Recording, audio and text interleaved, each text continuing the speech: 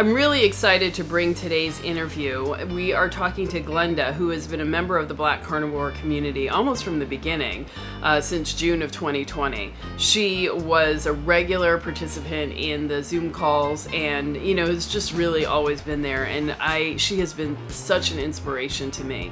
Now, Glenda has a neurodegenerative disease, which means that she has difficulty speaking, walking, balancing, and so on. And, we sort of had to do the interview a little bit differently because she can't speak in the same way that others do. So I gave her a list of questions in advance. She answered those questions and returned them to me. I have read and recorded myself reading the answers to her questions, but the answers, that's all her. That's all her work, her writing. So you can see that she is smart as a whip. So despite whatever's going on with her body, her brain is in, perfect condition. I almost forgot. I also invited Annie, Glenda's sister, to come on and, just talk to us from her perspective about, Glenda's journey and her healing and everything. So this video is actually a compilation of Glenda's words, a bit of Glenda speaking, and then also her sister Annie. So I hope that all makes sense. And her story is just incredibly, incredibly inspiring. Despite, horrible experiences with doctors and just a terrible diagnosis. She was given a diagnosis of 2 to 5 years, that this disease would kill her in 2 to 5 years. She is now in year 5 and doing better and better than ever. So, it's a real testament to deciding what your future and what your fate is going to be. And she could have given in and just been accepted the diagnosis and just given up, or she could turn around and fight. And fight is what she did. And she went out there, she looked for information, she taught herself, and she turned herself around without the aid of the doctors, frankly. And that is just so, so inspiring to me. And I hope that anybody listening to this, no matter what your condition, no matter what, the circumstances, that you always fight to the very end to maintain your life and to maintain your strength and your ability. You deserve that. We all deserve that. The medical industry has not treated many of us well, but we still deserve the dignity and respect for our lives. So I hope that you take from this interview, the inspiration, the love, the all that Glenda has to offer, and you apply it to your life. And enough of me talking. Let's just dive right in. Please allow me to tell my story here. I'm a 61-year-old single mother of 2 adult daughters, one with autism. I'm a social worker, fitness instructor, yoga instructor, personal trainer, and PhD candidate. I have also run 4 marathons. As a single mother, I often worked 2 or 3 jobs and took classes during the week at Loyola University. My days would entail teaching a spin class or yoga sculpt or a hatha yoga class or a strength training class at 6 a.m., going to my full-time job at 8:30 a.m., working until 4:30 p.m., and then teaching a spin class at 7 p.m. I often did not get home until 9 p.m. 5 days a week. My weekends were not free either because I taught classes on Saturdays and Sundays, at least 2 to 4 on the weekends. So in addition to my full-time job, I taught 12 to 14 classes per week, plus personal clients, at least 2 clients per week. I haven't had a cold in at least 20 years, but despite my rigorous exercise schedule, I struggled with weight. I am 5'2", and at one time I weighed 170 pounds. I was a lacto-ovo vegetarian, fish, cheese, and eggs, for at least 20 years. But I also have a carb, coffee, red wine, and sugar addictions. I ate on the run a lot and depended on coffee with an abundance of cream and sugar to wake up at 4 a.m., a candy bar for lunch, fast food for dinner, and a glass or 2 or 3 of wine at night to calm down. In 2016, I started experiencing intense pain in my hands and arms. I also started to lose my balance and fall a lot. When I was teaching classes in front of 30 to 40 people, and also with my clients at my social work job. My speech problems began. I started to slur my words. I also began to lose a lot of weight very rapidly, without even trying. I continued to work all jobs and completed my Master of Social Work degree in May of 2016. I also consulted with my primary care physician who referred me to a neurologist. After several tests and doctors, I was diagnosed with motor neuron disease, a fatal degenerative disease that leaves you paralyzed and bedridden. The doctors gave me a prognosis of 2 to 5 years. When I was first diagnosed, I decided to switch to a raw vegan diet with plenty of fruit smoothies and disgusting green juices. My weight plummeted to 85 pounds, my hair started to come out in clumps, I eventually had to cut off all my hair, and I had severe sarcopenia, no muscle mass. None of my clothes fit, and I looked at least 15 years older. I totally lost my ability to walk due to balance issues and severe spasticity, muscle stiffness, in my hips and legs, without a walker and wheelchair. I couldn't walk without a walker and wheelchair. I was exercising as much as I can, but it had very little impact on my muscle development. I believed I was eating healthy, but my condition was getting worse. I was terminated from my social work job in January 2018 and could no longer work my fitness jobs. I had all day to watch YouTube and still a raw vegan. Then one day in March 2019, my YouTube feed happened to show Joe Rogan with Dr. Sean Baker as his guest. I listened to the entire video. Then my YouTube feed had Michaela Peterson, Dr. Atkins, Dr. Jason Fung, Dr. Terry Walls, Dr. Berg, Dr. Paul Saladino, Dr. Ken Berry, Dr. Paul Mason, Ben Bickman, Dr. Gabriel Lyon, Gary Taubes, Nina Teicholz, and Amber O'Hearn. I binged watched all of their videos for at least 2 weeks. I also bought their books and read all of them. Because my brain was out of balance, I studied all parts of the brain and how it works. I was skeptical because of the vegan dogma, but I decided to give a high-fat, low-carb, meat-based diet a try because I had nothing left to lose. I officially began my high-fat, low-carb, meat-based diet in August 2019. Let me testify about the positives first. Well, my weight is now 123 pounds. At the height of the progression of the disease between June 2017 and March 2018, I couldn't lift more than 2-pound weights. I can now lift 5 to 15-pound weights. I can see muscle definition in my arms, legs, core, and my butt. I ride my stationary bike at least 8 to 10 miles 5 days a week. My brain used to feel like I was on a boat because of the vertigo and dizziness. I also had paralyzing anxiety every day. I can now stand 1 minute unassisted, and the anxiety has decreased significantly. Even though I have a lot to testify about, I have still my challenges. I have limited hand grip and dexterity, my balance sucks, my legs and hips are tight, and I still need to use a walker or wheelchair. My voice is strong some days, and some days my voice is so weak you can barely understand anything I say. I have no plans on giving up or giving in. Well, mostly my relationship with the medical industry has been unimpactful, disappointing, and dismissive. The first neurologist I saw gave my diagnosis and prognosis in front of at least 8 medical interns. I was not asked if I was okay for the interns to be in the examining room, and I felt like a science project. He told me diagnosis without barely looking at me. When I asked him if I was going to die, he said very coldly, "Everybody dies." I left his office feeling defeated, but decided to never return to his office. I would like to declare that I found a doctor that acted more compassionately, but no, I did not experience that, and I went to at least 8 different doctors. Some doctors didn't even give me a test. They looked at my medical file and gave me a diagnosis and prognosis. No doctor inquired about my dietary nutritional habits, stress levels, or physical activity levels.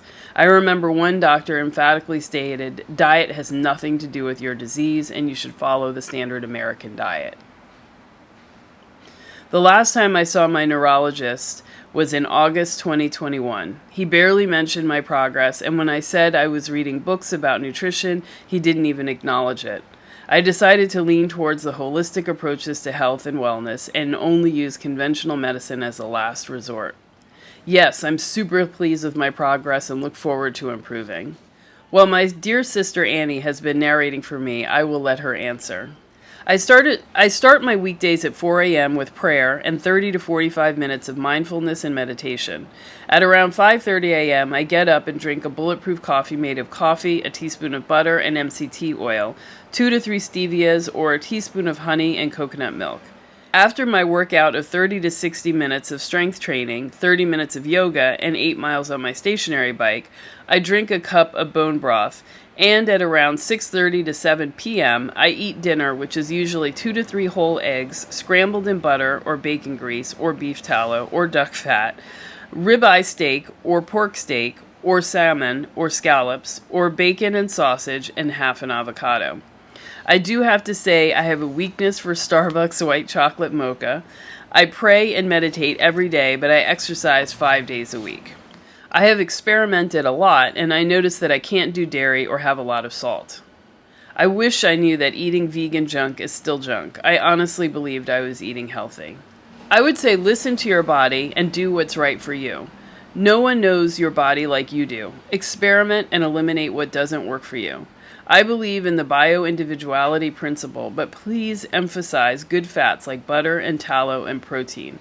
Our brains are 60% fat, and building muscle by eating protein is essential. Please stay away from anything with a label and stick to whole foods. Please limit intake of sugar as much as possible. Please limit eating out. Most restaurants give way to too much food and use inflammatory seed oils to cook with. Try to set aside time to cook and chew your food in a comfortable environment, preferably home. Tap into your spirit and develop a spiritual practice. I stay away from anyone, including doctors, therapists, family, and friends, that don't believe I can improve my health. They may carry toxic energy that can escalate disease progression. Keep moving your body, especially strength training. Quote, I freed 1,000 slaves. I could have freed 1,000 more if only they had known they were slaves. Harriet Tubman. My opinion on this is if they are open-minded and ready to change their ideology of how to improve health outcomes, I would advise them to try carnivore or refer them to a carnivore coach such as A-Day. Unfortunately, most people look at me like I have 3 heads when I tell them how I eat. A person must be ready. I was at rock bottom, and God forced me to change. I wouldn't have listened before either. I would say try it for a week and take baby steps. Find out what works for you. Yes, there is a TEDx talk by Dr. Terry Walls who had multiple sclerosis and put her health condition in remission using a paleo diet. She was vegetarian for 20 years. Her body had weakened to the point that she had to use a total reclining wheelchair. She changed her diet and changed her life.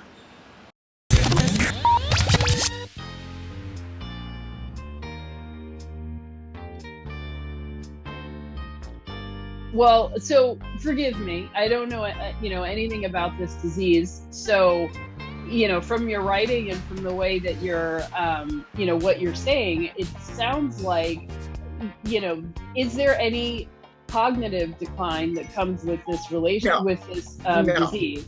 Okay. No, thank God. No. Yeah.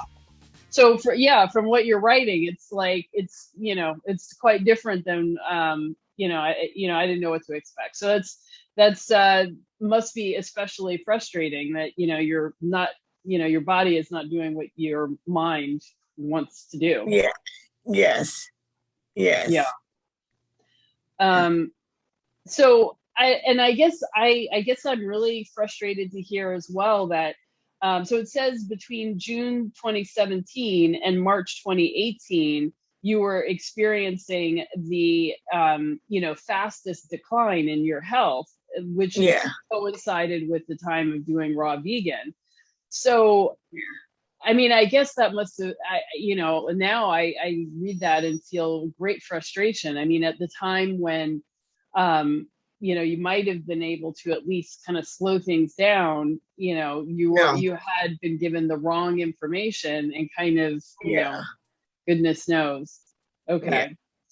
So, and I've got to say that I am like just really bowled over by the improvement that you've had on carnivore. I mean, I see, you talk about like before you couldn't lift more than 2-pound weights, and now you're able to lift 5 to 15 pounds of weights, that you can see Yeah. muscle definition and muscle growth. And, Yes. the vertigo and the dizziness is gone, and you even had paralyzing anxiety, and that's gone. Wow, look at those muscles. All right. Yes, definitely.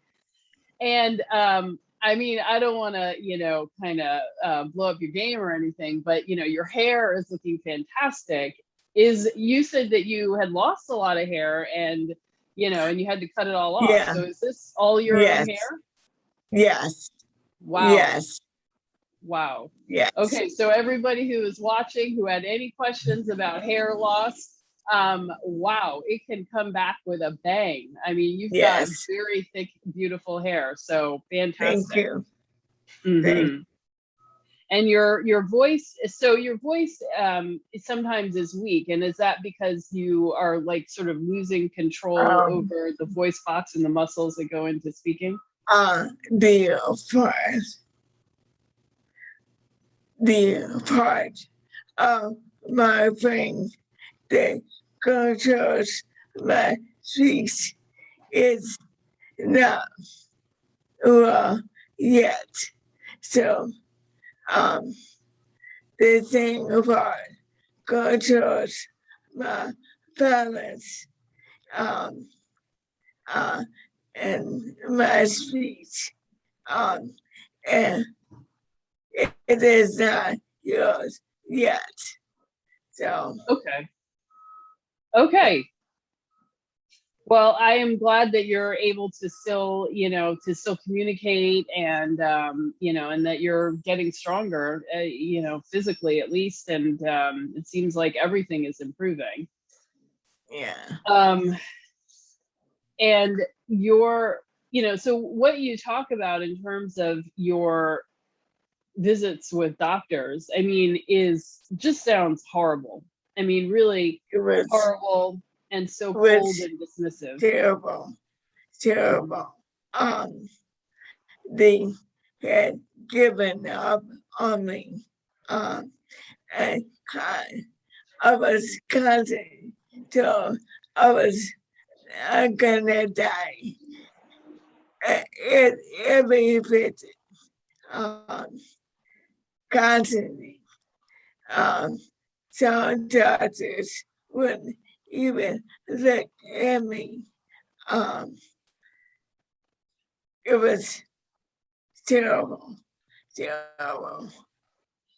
Yeah, it sounds like they had, no respect for, for No, you, and didn't care.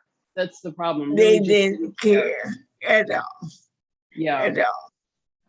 I was told to go to hospice um, because I had no hope, but I chose to fight because I knew I could make it. So So, they wanted you to go to hospice immediately, or yeah, no? immediately. Yes, So they were yes. really not expecting you to last very long at all. No, And no. so here it is now, 5 years later, Yeah, and you're not even, bedridden at this point. no. Yeah. Wow. So that's a big, F you to them. Yeah, yeah. Excellent. So the other question I had was, let's see. I mean, what do you make of, your progress? Like, if you've been told that this is a fatal disease, have you done any research and looked at to see if there were any reports of anybody else with this disease lasting, a long time, and what was their... Yes. Some people lasted 20 or more years, but they did not do it two doctors. They went on their own like I did. And so other help. There is not much medical research surrounding this disease. And there are different types, like I would say cancer. There are different types of cancer. Sometimes if you find it, you can put it in remission, but they are not using people fighting it. They just listen to the doctors, and they are advising that their lifespan is not long. Um, so, I mean, they don't give any hope whatsoever. So when are you still going to the doctor now? Do you get No. checkups? No. So they, as far as they know, you've gone on, or they don't know where you are. Yeah. So, I mean, I don't know. Do you want to go back and tell them, hey, I'm still here. You guys got this wrong. I had an appointment in August of this year, and the doctor didn't say what I was doing. He said it was slowly progressing, but I don't know. I changed my diet, and he did not say anything. He did not acknowledge it at all. He just, they didn't even show any curiosity as to why you were doing so well. No. Wow. No. Well, after being told that I would be dead in 2019, and because I was so thin and weak, but the carnivore diet helped me so much, and keto, upping my fat intake, because I do a lot of reading, and your brain is 60% fat. So I make sure they get good, healthy fat every day. And as well as protein every day. So, I mean, when I was a vegan, I was really sick, losing weight. My hair was breaking off and clumps. I had to cut it all off. And then when started to go carnivore and keto, it started going back really long. So, so. Wow. Well, I am so glad that you found this way of eating, that you found something that worked for you. And, what would you say to anybody else out there with either, this disease or something else, who is thinking about jumping into a vegan or a juicing or a raw vegan diet? I would say emphasize protein and fat. If the vegan diet works for you, go for it. But emphasize getting protein and fat. Um, and just um, find a good spiritual base. It's where it's your uh, uh, uh, spirit and pray. Um, and keep on moving. Do not stop. You moving your body.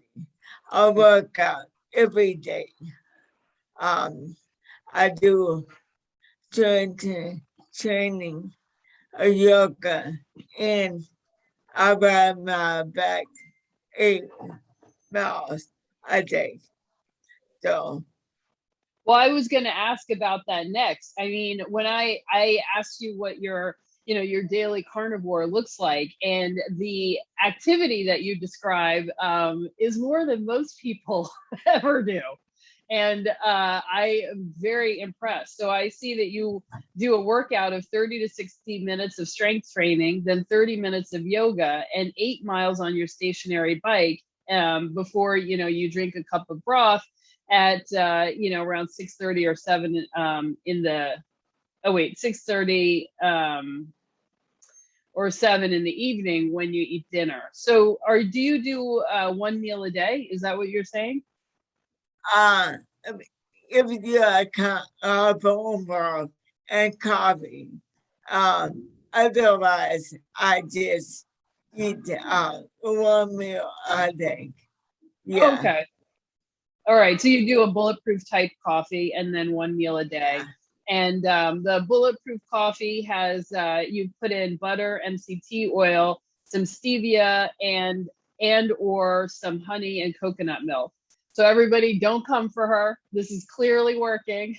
So even though coconut and honey, it's not, you know, may or may not be carnivore, it is all working for her. And this sounds great. So okay, so that's good. And for dinner, you usually have 2 to 3 whole eggs scrambled in a butter or bacon grease, and a ribeye or pork steak or salmon or scallops, or, you know, bacon and sausage and half an avocado. So that sounds great. And you say you still have a weakness for Starbucks white chocolate mocha. Hey, that's okay. And then I love what you say last. I pray and meditate every day, but I exercise 5 days a week. So, you know, I mean, praying and meditation are, you know, certainly food for the soul. And, you know, I mean, you have arguably, you know, really need to have a strong spirit and soul for what you're you know, the challenges you're facing. So this is, you know, you're working out not only the body but also, you know, your spirit and your soul. So yeah. And I see this condition as a blessing because I can help so many people that have given up. So many people my age, 61, have given up because society told them to give up. But I'm here to tell you that I'm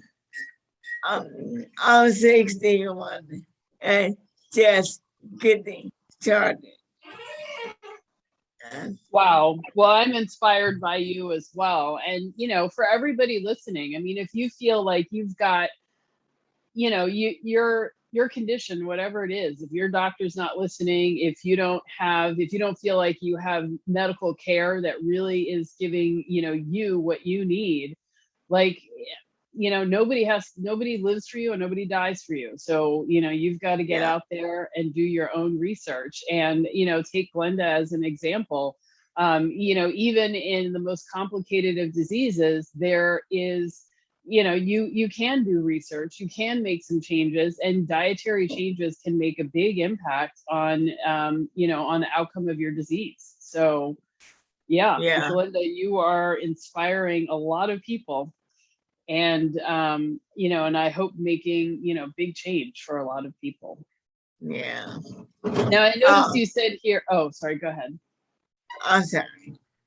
Go ahead. I noticed you said here that you can't do a lot of salt. That's interesting because, some people, not everybody, but some people need like more salt, but you find that you need less? Yeah, because it told me that my feet is sore, and I do a lot of salt. So okay, all right, that's helpful to know. And okay, so I think that was all of my questions. Now, I'd just love to hear from Annie about her experiences. So, how are your children? Well, maybe Annie can answer this, but are your children involved? Are they helping too? And what that's like. Yeah. I am so proud of you. Just really Thank you. Proud of you. And, I've just, the more once I started to learn about keto, I started to be a little skeptical about the medical industry. And then, I started reading, Gary Taubes's book, and then reading, Nina Teicholz's book. Like, the first time I read it, it was like, I can't trust anything. I don't Joe book and John Baker changed my life. After I saw their podcast, it gave me a whole new outlook on health, everything. How did you feel when you first heard about the diagnosis? And what did you think? What did you do? Well, when I first heard, I would like to start with, I received a call from my sister's neighbor telling me my sister was down on the ground. She had fallen and it was hard to get her up. So I had to drive all the way from Oak Lawn to her house to get her to Sturgis Hospital. And, being her sister, I'm alarmed. I'm frightened, like what is going on with her. And excuse me, at the time I was working in a daycare as a teacher assistant. And that was in 2017. Right, 2017. And I decided to leave my job and come aboard to help my sister on a daily basis. So I watched her grow. It's amazing. It's so amazing. As I'm preparing her meals, I'm learning from her. I've learned a lot. I know we learn from each other, but the progress she made from the time she was first diagnosed up to now is phenomenal. She looks like a totally different person. Her youngest daughter was so worried. She would ask her mother, do you mind me saying? She would ask her mother, Mom, are you going to die? Because that's how bad she looked. She was like, it was devastating to see my sister go down like that overnight. You wake up to a family member being that ill. And yes, I was with her when the doctors gave her no hope, pretty much said, you may as well go to hospice. I'm like, how dare them? But she defeated the odds. She showed them different. And every day I'm here and she'll say, going to try this today. And then she'll stay on it for a while. And then she'll change to a different health routine, or she would change, like from keto to eating meat, which I never thought my sister would ever do. But I am like testifying to an amazing transformation right before my eyes. She was determined not to be defeated by these doctors that gave her no hope. And I thought that was very wrong of them. But she listened to so many programs. And as I'm working, preparing her meals and cleaning, I'm listening and learning as well. So I feel her progress, her change, her transformation, all of that has helped me in my, because I'm a diabetic, but it's helped me to see how to handle my health situation better, what not to do. And it's just her determination, her perseverance is just, once again, phenomenal. She is the greatest sister in the world, but she's a fighter. She was not going down without a fight. She was determined to show these doctors that they were wrong, and she did that. I'm so proud of her today because she's beautiful in every way. I mean, just the best sister ever.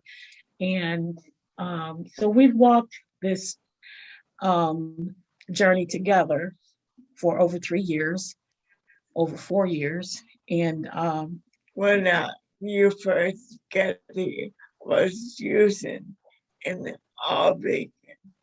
Yes, with her being a fitness trainer, her mind is programmed to nutrition. Everything was based around nutrition and, you know, teaching people how to stay healthy, how to eat right. And it was hard for her to come, how can you say, to come from under that train of thought. But she, once again, because of her determination to, and I would have to say, defeat the doctor's odds or diagnosis, she became a different person. It's like, I mean, totally different person. From how I saw her 3 years ago, 4 years ago, it's like I said, amazing transformation to this beautiful young lady sitting here right now. And I'm proud of my sister because she put a lot of work into it. She did a lot of studies. She has a lot of degrees. She's very smart, and her cognitive skills are still there. You know, it's just the physical part is difficult for what she's still trying to work on and heal from. But she's amazing, and I am very happy to be a part of her life and be, you know, helping her through her healing process today. And she's come a long way, very long way. She was determined not to give up. And I feel her determination has paid off and helped her to be who she is today and where she is today. Mm-hmm. What would you say, like, if somebody said, you know, diet doesn't have anything to do with it. This is, you know, a miracle from God. Like, you know, what would you say to that? I would say God has a plan for us all. I'll start there. And I would say that in order for her, I'm going to get around to that question, but I feel God has a plan for us all. And I feel that for her to be able to think, you know, it was planted there, and God, I feel, was with her every day to let her know, I got you, I'm there for you. And he helped her to think, I feel, to see her direction every day through this illness. So I feel that health played her health, no, how do you say, exercise and diet is a very important role in our lives. Exercise and diet makes a difference, as well as how we eat. So I just feel I would put both God and health and exercise into that question, if it makes sense, because I feel that he directs us. And she's a very, how can I say, very powerful. I mean, like, I hear her take time. Like I said, as I'm working, I hear the things that she listened to. She'll take time to listen to motivational speakers to keep her encouraged as well, to give her the strength to keep moving and do what she do as far as her exercise routine. She exercises every day religiously. And that's something I don't do. And I thought maybe it'll rub off on me, but Either.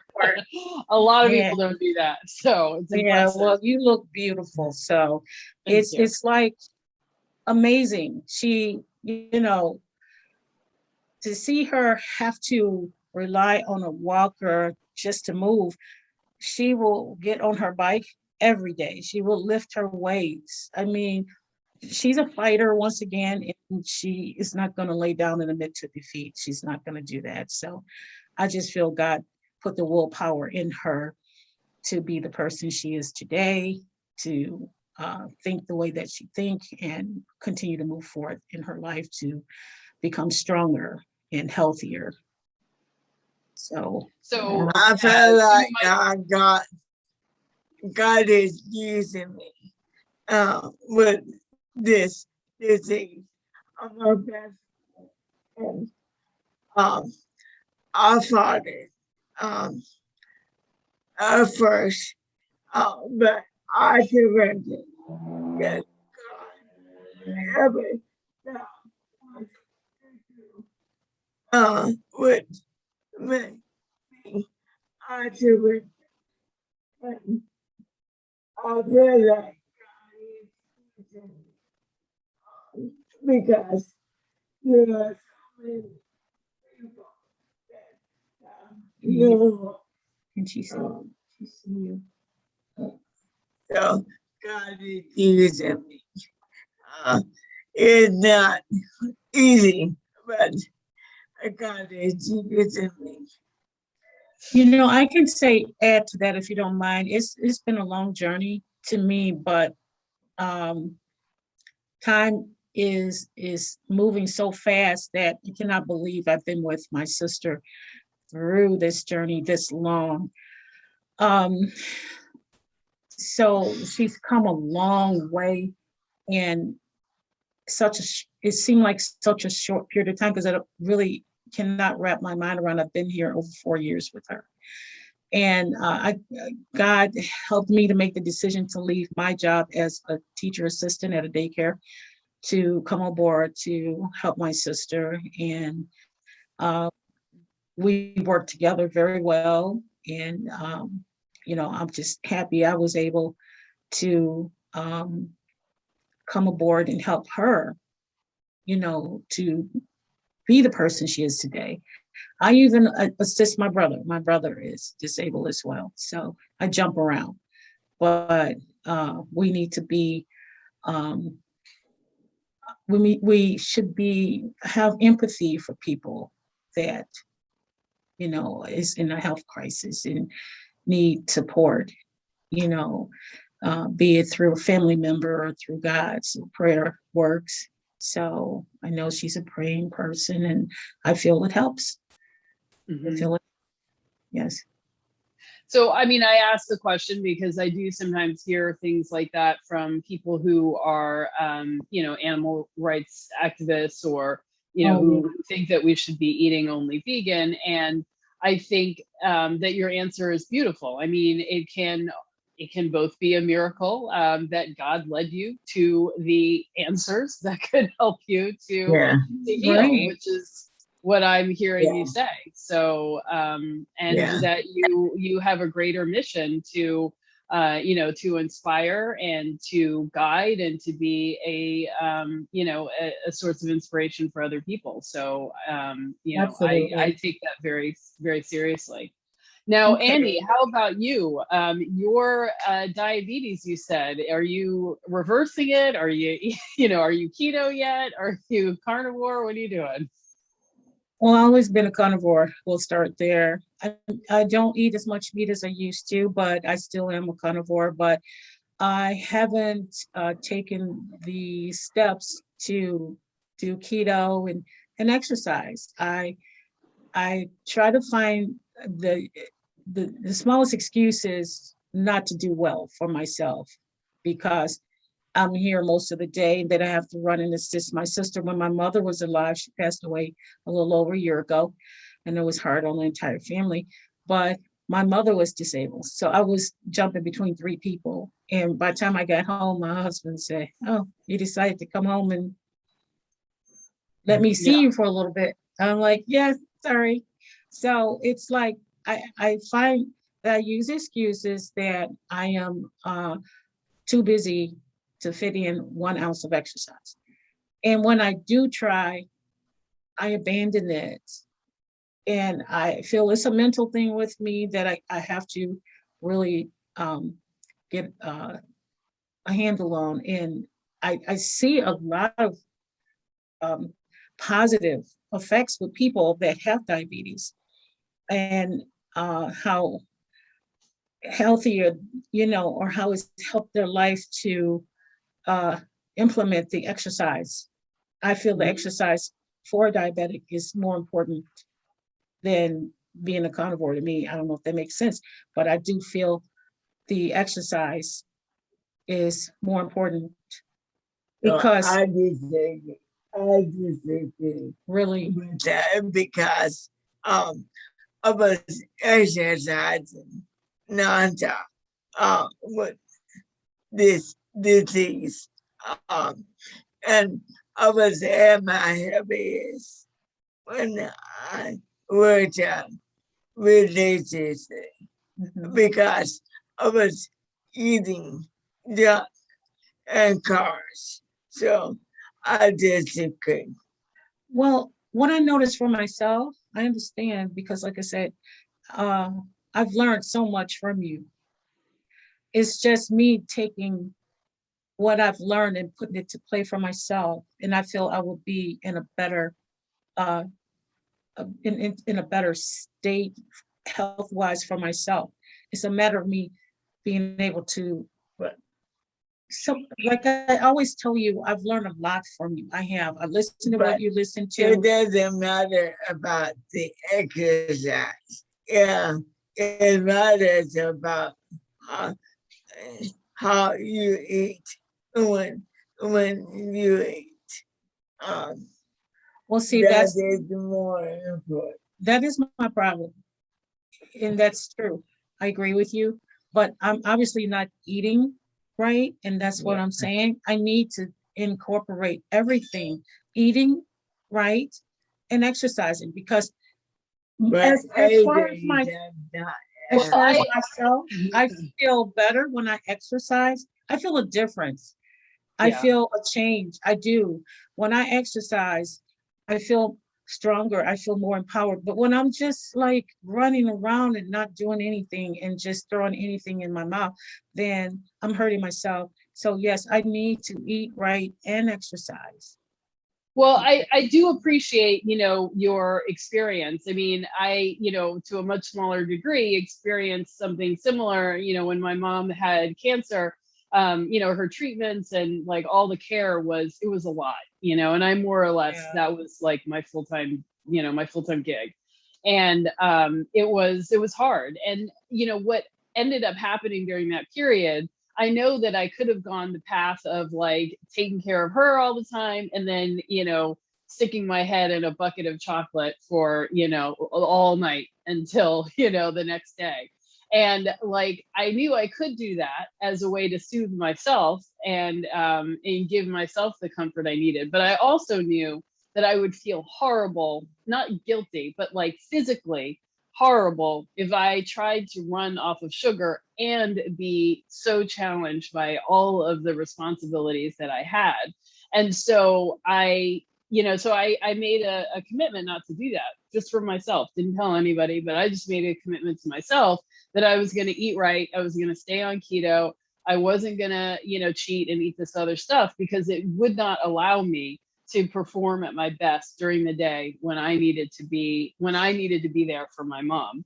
So, you know, as someone like you, who's like caring for a lot of people, you know, if you really have to fill your cup first, you know, because you won't be able to keep going, you know, endlessly like that. And I think that, you know, your instinct towards exercise is amazing. Exercise is incredible, and it does a lot of things for us. But I do think that there's benefit to waiting until you desire to exercise. And when you change the food and get yourself into ketosis, you start bringing the insulin down, bringing your blood sugars down, and getting your body to start burning body fat for energy rather than sugar. You will have more energy and you will desire to exercise. So it won't be like a challenge or a fight. It will be a desire. Like, you know, you'll be riding the bus and think, oh, you know, I could get off 3 stops early and walk for 10 or 15 minutes. I feel like doing that. That's what'll happen. But that won't happen until you make these physiological changes with the food that you're eating and allow your metabolism to switch over to burning fat. So I think that that's what, you know, what Glenda is trying to say. And I totally agree. Like, the food is the place to start, and then you will get to the exercise. But you will find that you feel a lot better even before you begin exercising. Okay, that makes sense. Yes. But you've got a big job on your shoulders, and yes. you know, you have to take care of yourself, because, you know, I mean, and again, like, you're going to go to the doctor, they're not going to say anything. And then I just interviewed a guy yesterday who told me, you know, he had gone to the VA and they had told him, you know, they did his blood work, but I guess it comes later after, you know, the actual face-to-face exam with the doctor. And apparently they sent a letter saying, hey, you've got pre-diabetes, but he never got the letter, didn't know about it. Went back the next year, and then, you know, they were like, hey, you've got diabetes now. And, you know, basically a whole year went by with him not knowing, untreated, no doctor reaching out.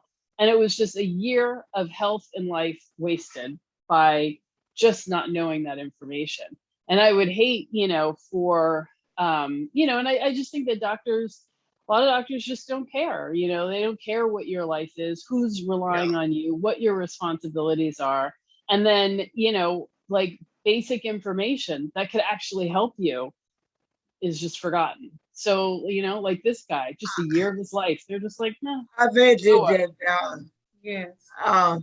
At least 5 doctors, and no one asked me about my diet. No one asked me about stress. I mean, I like nothing. None. Yeah. Well, is there any known cause for this condition, or do they just say? They don't know. It is. You know, the usual question is, do anyone in your family, they usually ask, do anyone in your family have heart problems or kidney problems or allergies? You know, they ask the little formality questions, but you know, they don't ask about a neurological. Try to relate the disease to hereditary, is what I'm trying to say. They'll try to relate it to that by saying, well, did anyone in your family have this disease, like a heart disease or Right. whatever, but not neurological disease. That was never heard a doctor ask that. No. Yeah. Well, so Annie, are you seeing, do you see continued improvement, or do you see like plateaus, or is there a spurt of improvement and then a plateau? What do you see when you watch Glenda? I see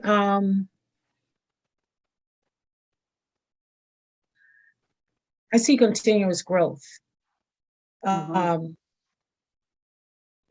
the time. It's like continuous growth with her, because she's finding something new is to, I would say, keep hope alive when it comes to fighting this disease. She do a lot of research. She listens to a lot of programs on YouTube, and she do a lot of research, and I just see her continually to rise, to get better. Her strive, she's striving hard, and I really respect her for that. I commend her and applaud her, because she's not going down without a fight. And every day she's finding something new to try. And she do her research, and she thinks it out thoroughly before she implement that into her life, her health, diet. And she'll just say, I think I'm going to try this today. I want you to make this for me, and I want you to do. And I said, okay, just, give me the instructions, the ingredients, and I'm ready to go. So I see her continuing to rise, no plateaus or no, she's on the go all the time. Mentally, she's always thinking to keep thinking. I have great hope then that, we are going to continue to have a long friendship, and that I'm going to, keep coming back and keep having these follow-up interviews with you, and, and expect or hope to see, continued improvement. Hold on, let's let this fire truck go by. Continue to follow up on Glenda's progress. It's going to be always good as far as I can see, because, oh my goodness, she's come a long way. She's come a long way from where she was. And I just, once again, feel she's amazing. She's very determined, and she defeated the doctor's odds. She said, no, I'm not going out without a fight, and I'm not accepting what you say. I am going to change this, your diagnosis. I'm gonna change that, and that's what she's working hard toward right now. And I'm very proud of her. Very proud of my sister. Wow, absolutely. And I am just so impressed and thankful that you agreed to do this interview. I know it was a little challenging, and I'll be able to put together something that I think is, really engaging, but also is able to get across the information, in a way that's easy for people to understand. So I appreciate your being, patient with me to kind of work out a way to do this. But this was a great conversation, and I really thank you. And for everyone who is watching, if you would like to, get more information, or hear more about Glenda's story, Glenda, where can they contact you? On Facebook or Instagram? Yeah. Okay, so I'll put down the contact. I'll put the links below in the description, so you can always reach out to her, and definitely take some time to hear more of her story and keep in touch. So thanks everyone, and I will see you all soon. And have a great one. Thank you. You too. Great pleasure to be here and meet you as well. Thank you so much. Thank you.